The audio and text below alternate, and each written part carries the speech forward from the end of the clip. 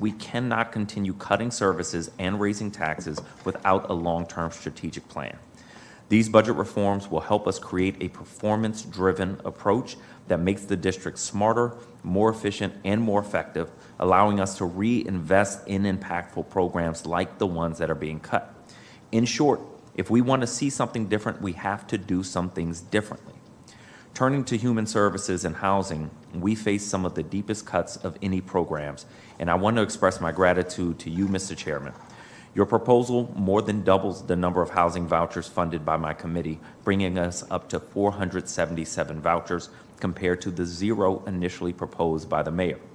You also allocated $1 million for housing for returning citizens, additional funding for Talbot Street residents, and investments in housing preservation and the Housing Production Trust Fund.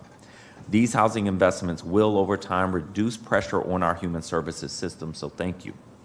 I also acknowledge the hard work your team did that isn't fully reflected in this proposal. Despite efforts to fund more vouchers and prevent the eviction of over 2,000 families from rapid rehousing, these attempts were thwarted by decisions from the administration and the CFO. While significant supports for our lower-income residents were funded, there wasn't enough to slow the rate of displacement or homelessness through additional ERAP funding.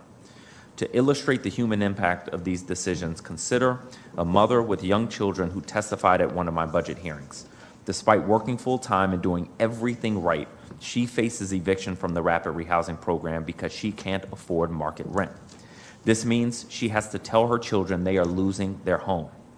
I visited an encampment before clearing 2 weeks ago, where residents question why the city funds encampment clearings but not new housing vouchers, and clears encampments quicker than we get people into housing.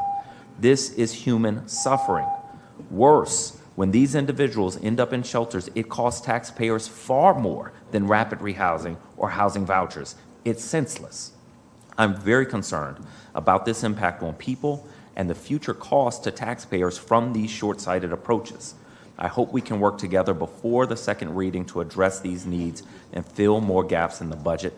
I have ideas and hope the entire council will join us in these efforts.